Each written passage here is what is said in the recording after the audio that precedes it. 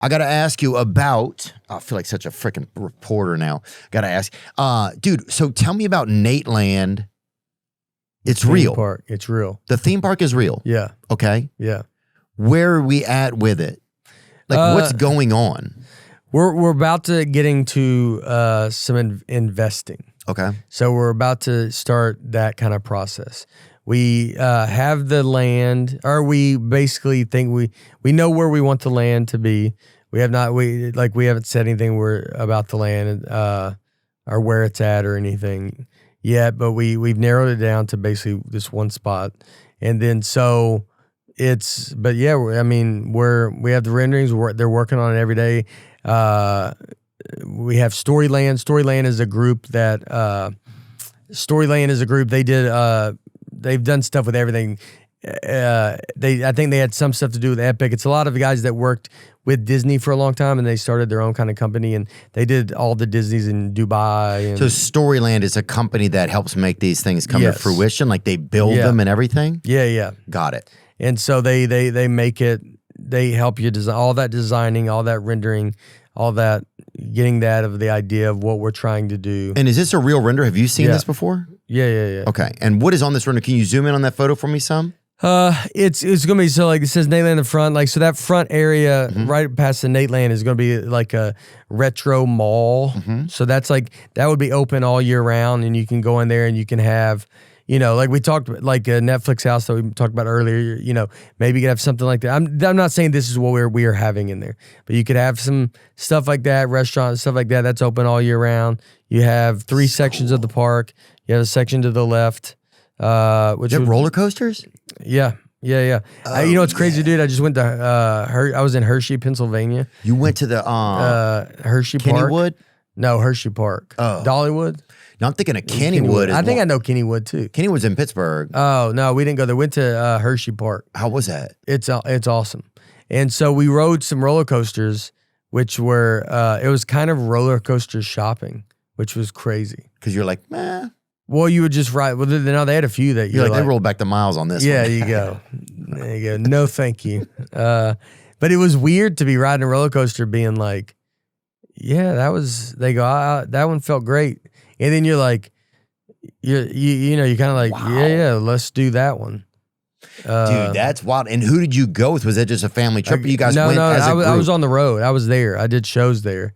And so we had one guy from Storyland who came up, and he kind of just walked me through and said, for this one roller coaster we're doing, the roller coaster we're about to ride is very similar to the one that we're looking at. The same people made this roller coaster. So you kind of ride in the roller coaster knowing that company is who would make that roller coaster, or this is another one. So you're really riding some stuff and getting being like, all right, what's this one kind of feel like? What's this one do? And how much is a coaster, decent coaster? I found out like there was one like like a big one might be like $30 million. Like, or I'm not like, I don't know if it's the biggest one, but like a kind of newer, very, very good coaster they have. Someone is trying to guess there was about 30, they said $30 million. And then there's some other rides that one was like a new version of a tilt-a-whirl kind of, but it was like kind of moved around. You tried that out too? Yeah, we rode that, just seeing what that was. And I think that was like $850,000. Oh, that's one. You can get that one. That one you get in your house, You could just get on layaway. Yeah. You could just have that. Layaway.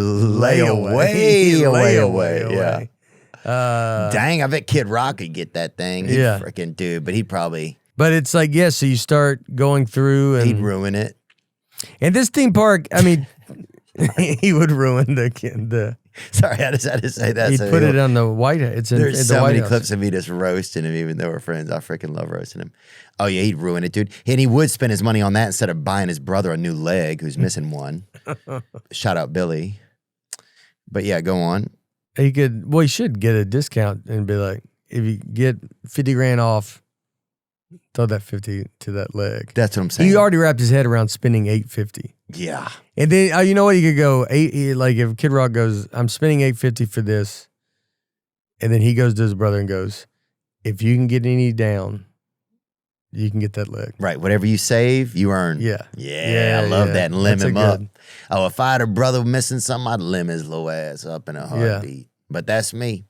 But So do you have a budget for how much you can spend on coasters for this thing? Or you? yeah, it's all budgeted in. Like, I mean, you know, we're looking, it's like roughly going to be like $350 million.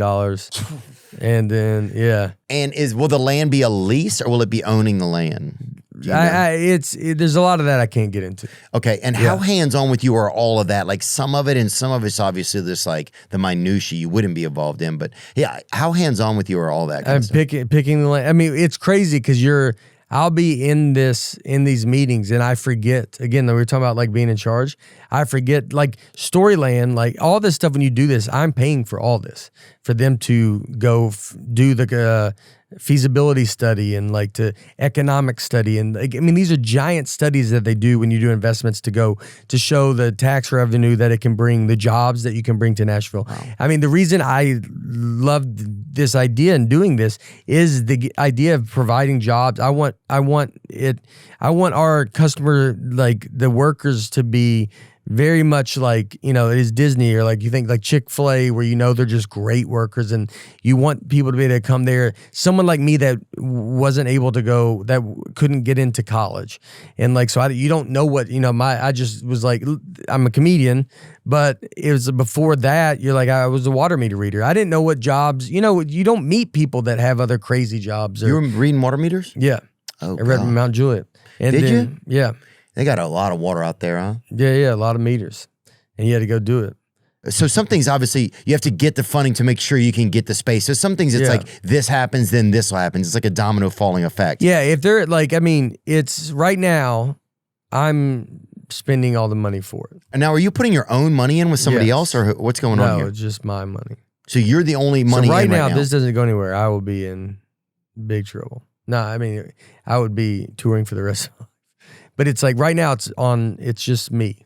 What made you make that choice? It's a big choice and no judgment in it. I think it's a cool choice. I think it's a good choice. What makes you make it? And I wish you the best of luck with it. It's exciting. I'll go over there. Thank you. We'd love to have you. You know, my first job was a theme park. I worked at Opryland here in Nashville and I was 15. And so, I don't know, they got rid of that my senior year in high school. And I mean, the whole city kind of was like, why would you do that? Like it was a profitable theme park. Everybody kind of liked it. I'm not saying from that day I was like, I'm going to build a theme park. But then as I got... why did they close it, do you know? They got a mall. There's a mall there now, Opry Mills Mall. And it used to be Opryland, a theme park? Yeah. Right there? Yeah. I didn't even know that. Yeah. I don't even know if... It'd be curious to see if there's a reason. I don't know if there'd be a real reason on the internet, to be honest.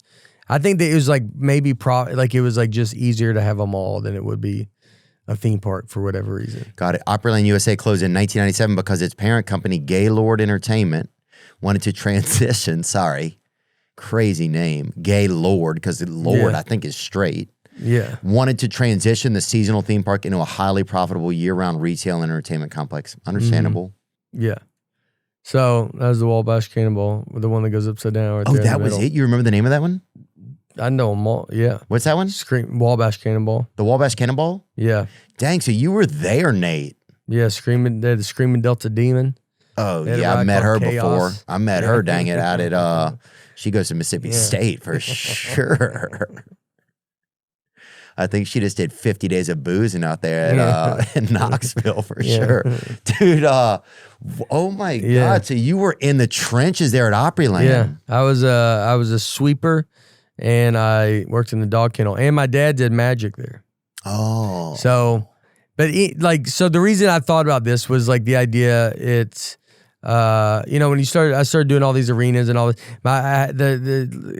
my big daydreaming goal when I was starting comedy was to headline Bridgestone. Mm-hmm. And so when I did it for the first time, I remember that night, I really was like, I mean, I remember it was that night I was like, what am I supposed to do now? Because I just thought about that for 20 years. And then, which is crazy, it was 20 years pretty much, I think exactly for me to get there to headline Bridgestone. And congratulations on that, dude. And we sold 19,365 tickets, which is 20 years. Isn't that crazy? Dang. If you're into, I don't know, I'm not even into numbers. You sold 19,365 tickets. So 19 years plus 365. 20 years. 20 years. Dang. And but Amen. so when I got to that, I go, all right, like I just felt like what's the next? You got to have something else. It can't be, I gotta assume that if I keep becoming a great comic, the arenas will come. I'll be able to do Madison Square Garden. I'll be able to do all this stuff. So I believe in myself that I can do that. But then what's the purpose of me? Like what's the and I thought it can't be about me. Right. This life, it cannot be about me or I'm going to go crazy. Right. And so, from that moment is when I started when I was like, I'm going to start Nateland, the company. The idea of like being able to make some movies that are the movie that we're making right now, The Breadwinner. And then, I thought of a theme park and thought like, you know what? I want to build a place where, maybe all my ideas can go live. This theme park's not going to be about me. It's about the state of Tennessee, or it's about, it's called Nateland and there's going to be Easter eggish stuff, but people think it's going to be like a shrine to me. It's not. It's, it's going to represent Nashville and all this stuff. It's like you just got to have someone that has the vision to be able to want to go do it. Did you guys have choices for different names? Is Nateland because it's the production company, so you just named it the same thing? It's just always been, Nateland is and I get it. Look, I mean, you worked at a theme park. Yeah. You came up with it. It's like, I certainly get. I think it's the trust. The reason it's named after me is the trust. If I can keep trust with my audience, with this audience that we do, and that's the biggest thing. So if they can trust that they know that they can see what I'm doing, then it's like you kind of need to know who's behind this. I see. So you're putting yourself. I will sell the tickets. Got it. The responsibility of that park thriving is on me. I need to sell the tickets. I need to keep the trust that I have with this audience. That's on me. That's not anybody else's problem. I'll do it. That's what I feel has been bestowed upon me. I'm just doing what I feel I'm being asked to do. Called to do. Did you pray about it kind of too? Like if you had it, because some of these are big choices. Not that you need to. Yeah. A lot of it is. I mean, a lot of it is you feel very much like, doors and stuff and your ideas and stuff that you think of or start. Oh, it's not even yours. It belongs. It comes like a higher power. Oh yeah. You're just like a cable. Yeah, I very much you. I mean, you can visualize a lot of stuff, and then I think when you can easily visualize something, you're like, and then the doors start opening in that way. Then you go, that's the direction you need to kind of head in. Where if you want something else, but you're having a hard time visualizing it, then you're probably forcing, and that's probably not the direction you need to go in. You need to just kind of follow the lead. And as we did Nateland, and then it was just kind of like excited. You got me excited now because you hear little things, and you see things on X and stuff like that, but you don't know, And so I feel so lucky that I'm getting to listen to you talk about it. Yeah, one of the things I do, I want eventually to. I think when you go to Nateland, maybe you don't really know who Nate is, and it's not about that. Like it's about everything there. And one day that's what everything becomes. It's like you don't even know. It's like you go to like Applebee's or whatever. You don't know who Roger Appleby is anymore. No. Or whatever. Or if you go to like Tim Hortons, you don't know the Logan. Oh yeah, you don't even know Logan's. I think Ernest lives there now. He's living in one of them. Ernest T. Bass. No, Ernest freaking. Oh, the singer? Yeah, Ernest is a singer, dude. For Logan's Roadhouse, he's kind of like John Daly is for Hooters. Oh, yeah. I think he lives in the back of one of them. Bless him, brother. Bless Ernest. He has a new album coming out, too.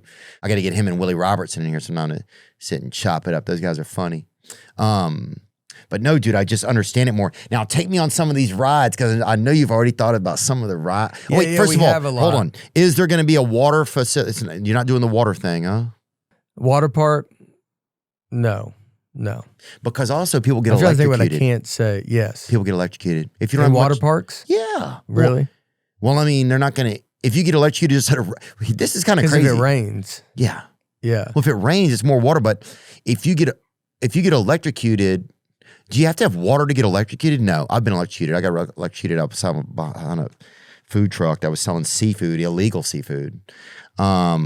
Will you have a band like the Chuck E. Cheese band or anything like that at Nateland, do you think? I think that's open for discussion. Yeah. I think it's definitely open. And you got to have a cool Nate name. Oh, Nate Inch Nails would be good. Oh yeah.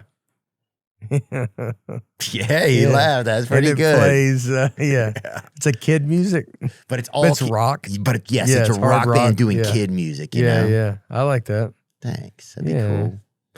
I'm trying to think of any other one. Nate Vana, maybe. It's not as good. Nate Inch Nails might be it. It might be it. Nate, go back. This is how. Yeah. You remember. I like that.